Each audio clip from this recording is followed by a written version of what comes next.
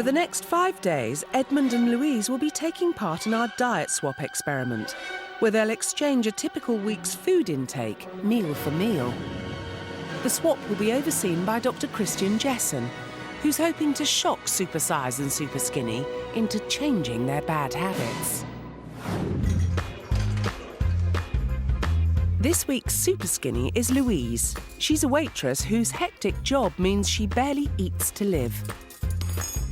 Being a waitress, I'm on my feet most of the day. Whatever I do eat is burnt off pretty much straight away. When Hartlepool lass Louise does get home, eating's a chore, so her diet's made up of anything bland and quick. Beans on toast, it's easy. Oven ready meal, that's easy. Soup's easy, anything that's easy and quick. Sometimes you'd want to shake her and say, come on, Louise, you know, get something down, yeah? But you can't force her. She's got to want to do it for herself. Louise links her bad dietary habits to early childhood experiences of mealtimes. On an evening, I'd have cornflakes and avoid having what my mum would cook me. And if she'd sometimes say, you're not moving until you've eaten that. So I'd stick my hands in it, play with it, you know, and then she'd say, well, you can't eat it now, you've had your hands in it, put it in the bin, and that would be my way of getting out of eating.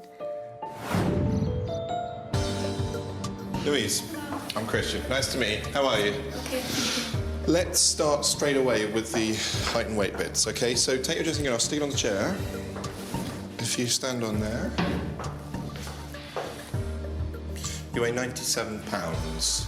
At a tiny 6 stone 13, Louise has slipped under what is considered to be a healthy BMI. What kicked off these bad eating habits that you have? From a child, I've never eaten much. I've always tried to miss meals when I was a child. Why was that? I don't know, I just wasn't a lover of food. Never have been. And what about the health side of things then? The health side, I have bad skin, I'm pale, circled under my eyes. I'm always tired. What would you like to get out of this week? Change my attitude towards food, have more knowledge about food, and maybe I'd find a love of it and accept that you have to eat. As Louise fast approaches 30, she's desperate to change. The years of bad eating have left her exhausted, and now they're destroying her self-esteem. When I look in the mirror, I feel disgusting, really. It's just bones and a young person's body. I don't see a woman. I'm looking to be a mother in the future, and I don't feel mothery. I feel like a kid. So I'm more worried now than I've ever been about my weight. I just think, look, now's the time to change, because if I don't do it now, I never will. But help is at hand for Louise in the form of Supersize Eddie from Milton Keynes. 378 pounds. Eddie tips the scales at a whopping 27.5 stone, and he's a ticking time bomb. With a history of high blood pressure in his family, he needs to radically change his diet before it's too late.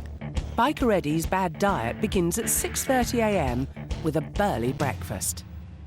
A typical day's food for me would usually start with the leftovers from the night before, whether that be rice, noodles, meats. If I have leftovers and there's not quite enough, I'd throw in another packet of noodles just to bulk it up. If you're having a Chinese takeaway the night before and you think, oh, I'm full, and it'll all get scraped in a bowl and you'll go, ah, lovely, that's breakfast. Working as an IT programmer gives Eddie an ample excuse to indulge his enormous appetite. Mid-morning snack, it would be a packet of crisps, some biscuits maybe. And then for lunch, it will be again rice, noodles, meat dish. And then in the afternoon, packet of crisps. And then when I'd get home, a tray of chicken breasts, noodles, and then a glass of wine, maybe a beer. 39-year-old Eddie's been eating this way ever since he can remember. My mother and father both enjoyed cooking. Grew up in a big family, so therefore food was a big part of the day. We weren't very well off, so we had to have bulk foods. And then as I grew up, as money became better, and we started having things like rice, chicken, and that was a luxury food. So therefore I think because it was such a luxury for me, That's why I eat so much of it now. Right, Edmund, I've done my sums, and your BMI comes out at 55. Anything above 40 we call morbidly obese because there's a significant risk of disease and actually death as a result of weight. You're very nearly off my scale, which is worrying. You've got high blood pressure? Yes. Already diagnosed, and that's something that runs in your family? Yes, I'm not sure about my mum.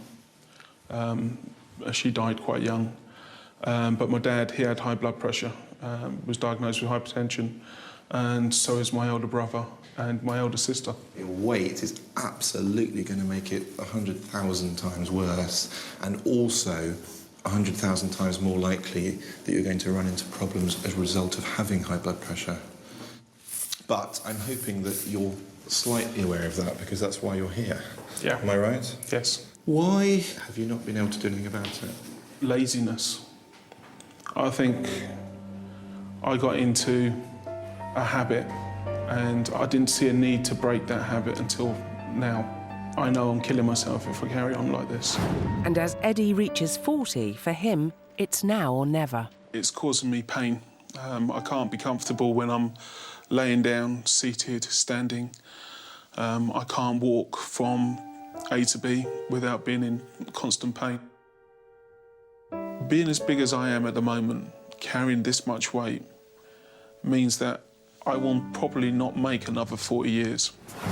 Eddie and Louise are extreme opposites, but they're about to come head-to-head. I'm Eddie. Louise, nice to meet you. Nice to meet you.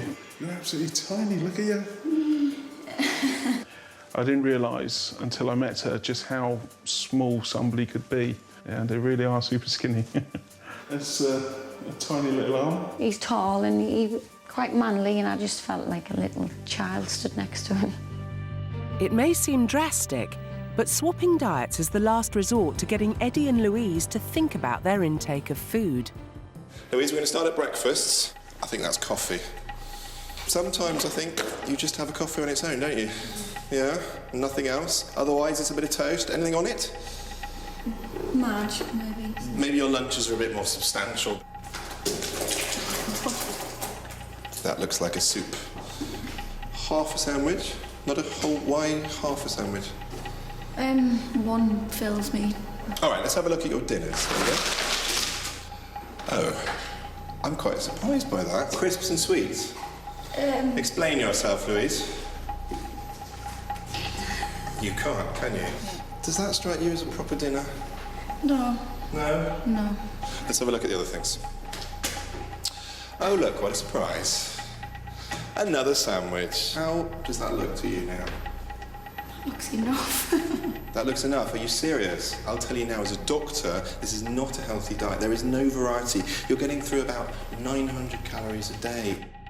An average woman should consume 2,000 calories. Not only is Louise under-eating, she's also missing out on most of the vitamins and minerals her body requires. Let's start with breakfast for you, OK? Oh, yum. Now, Edmund, you are the leftover king, aren't you? Yeah. Tell me about this. Chili con carne and rice? From the night before? Yes. That looks like scrambled egg on toast. OK, that's a more breakfasty thing. Yeah. Good. All right, well done, well done. Oh, is this more leftover? It is. All right, so, lunches. Wow, that's a big lunch. More sandwich, yeah? Yeah. Let's move on, Edmund, to your dinners. Here's more noodles, which we had down there right at the start. Scotch eggs and a pasta salad. Scotch eggs and pasta salad, a few more chips. You're getting through an average of about 4,300 calories every single day. When you see it like that, it's confirms the reason why I'm here. Thanks to his gigantic diet, Edmund is clocking up over 4,300 calories a day, which is getting on for double the daily intake required for a grown man. So, it's diet swap time, and you now are officially swapped from this moment on, and I wish you the best of luck.